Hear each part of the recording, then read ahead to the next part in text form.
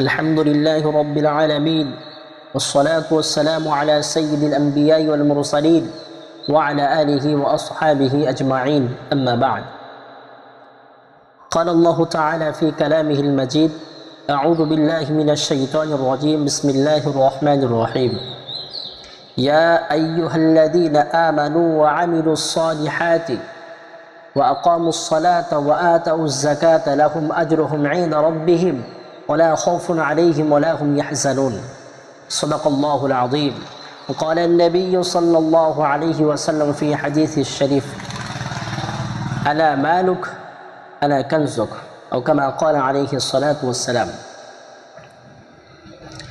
প্রিয় দর্শক যারা দূরে কাছে এবং দেশ এবং প্রবাস থেকে আমার ভিডিও দেখছেন সকলকে নূর কাসমি মিডিয়ার পক্ষ থেকে জানাই আন্তরিক সালাম শুভেচ্ছা অভিনন্দন মোবারকবাদ আসসালামু আলাইকুম ওয়া রাহমাতুল্লাহি তাআলা ওয়া বারাকাতুহু। প্রিয় দর্শক আমি উপস্থিত হয়েছি আপনাদের সম্মুখে যাকাত সংক্রান্ত সংক্ষিপ্ত আলোচনা নিয়ে। প্রিয় দর্শক,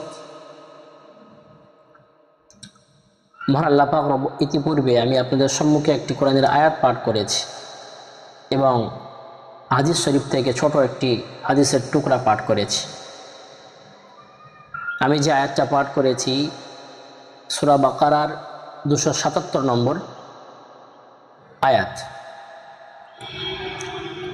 মহান আল্লাহ পাক রব্বুল আলামিন সূরা বাকারার 277 নম্বর আয়াতে বলছেন, ইয়া আইয়ুহাল্লাযীনা আমানু ওয়া আমিলুস সালিহাতি, ঈমানদার সম্প্রদায়ের মানুষ,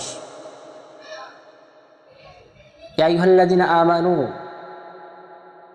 যারা ঈমান এনেছেন, ওয়া আমিলুস সালিহাতি, এবং নেক সৎ আমল করেছেন, ওয়া আকামুস সালাতা, এবং নামাজ কায়েম করেছে, ওয়া আতাউজ যাকাতা, এবং যাকাত প্রদান করেছে, লাহুম আজরুহুম ইনদা রাব্বিহিম, তাদের জন্য তাদের প্রভুর কাছে, তার মালিকের কাছে, সুতরাং আল্লাহ রাব্বুল আলামিনের কাছে বিশেষ প্রতিদান আছে।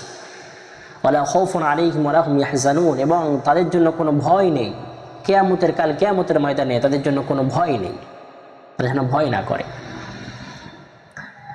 তো পরিষ্কার বোঝা যায়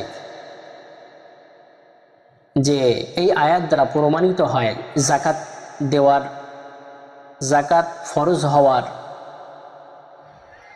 এই আয়াত দ্বারা প্রমাণিত হয়। এছাড়াও কোরআন শরীফে নামাজের সাথে সাথে যাকাত প্রদানের আয়াত 32 জায়গায় রয়েছে। কোরআন শরীফে 32 জায়গায় নামাজের সাথে সাথে যাকাত প্রদানের কথাও বলা হয়েছে। আকিমুস সালাতা ওয়া আতুজ যাকাতা, এইভাবে বিভিন্ন জায়গায় 32 জায়গায় নামাজের সাথে সাথে যাকাত প্রদান করার কথাও বলা হয়েছে।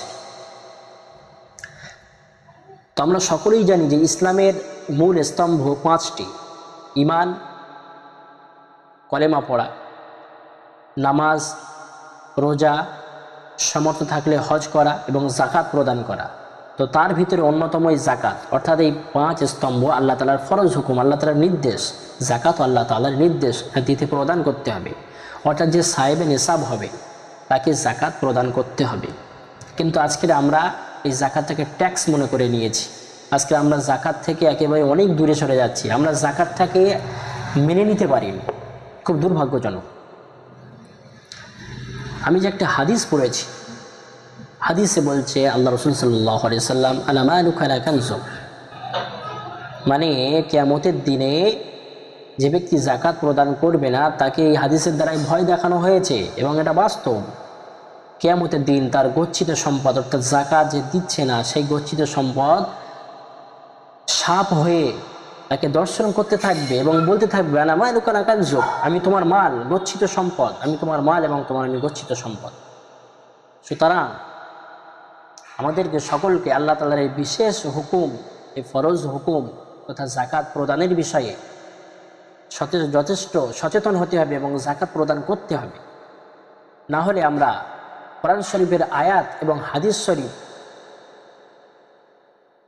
সুতরাং কোরআন এবং হাদিস দ্বারা প্রমাণিত আয়াত এবং হাদিস দ্বারা আমরা বুঝতে পারলাম, যদি আমরা যাকাত প্রদান না করি তাহলে কাল কিয়ামতের ময়দানে আমরা বড় কঠিন সাজার দাবিদার সাজা পেতে পারি, সাজা পাবো। এবং মনে রাখতে হবে যে জাকাত প্রদান করলে তার পরিপূর্ণ মালটা পরিষ্কার হয়ে যায়। এবং কোরআন শরীফের ওপর আয়াতে আল্লাহ পাক রব্বুল আলামিন বলছেন ইয়ামহাকুল্লাহুর রিবা ওয়া ইয়ারবিস সাদাকাত, অর্থাৎ একেবারেই আল্লাহ পাক রব্বুল আলামিন সুদকে নিশ্চিহ্ন করে দেন এবং সদকাকে বাড়িয়ে দেন। সুতরাং বোঝা গেল যে জাকাত, এই জাকাত শব্দ মানে একেবারে পবিত্র করা, যে মাদের আমি জাকাত দান করছি, সে জাকাত দিলে মালটা পরিষ্কার হয়ে যাবে এবং আল্লাহ পাক তাতে বরকত দান করবেন, সাথে সাথে তার মালটাকে পরিষ্কার করবেন এবং বাড়িয়ে দেবেন। এবং সুদ আল্লাহ পাক একেবারে নিশ্চিহ্ন করে দেন। সুতরাং আমাদেরকে জাকাতকে ট্যাক্স মনে না করে আমাদেরকে জাকাত দিতে হবে এবং সকলকে এই বিষয়ে উদ্বুদ্ধ করতে হবে। তো আমরা বর্তমানে কম বেশি 45,000 টাকা যদি কম বেশি আমাদের কাছে খেয়ে দিয়ে আমাদের কাছে টাকা থেকে থাকে, তাহলে আমরা তার জাকাত দিতে হবে, সে সাইবে নেশাব।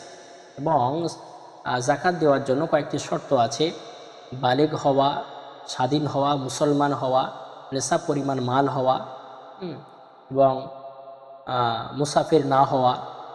তো সেই দিকে লক্ষ্য করে আমরা প্রত্যেকেই জাকাত দেব এবং সকলকে উদ্বুদ্ধ করব, না হলে আমরা দুনিয়া আখিরাতের একেবারেই চরম ক্ষতির মুখে পড়ে যাব। আল্লাহ পাক রব্বুল আলামিন আমাদের সকলকে জাকাত দেওয়ার তৌফিক দান করুক এবং এই বিষয়ে একে অপরকে উদ্বুদ্ধ করার তৌফিক দান করুক। আমা তৌফিক ইল্লা বিল্লাহ। রব্বানা তাকাব্বাল মিন্না ইন্নাকা আনতাস সামিউল আলিম ওয়া তুব আলাইনা ইন্নাকা আনতাত তাওয়াবুর রহিম।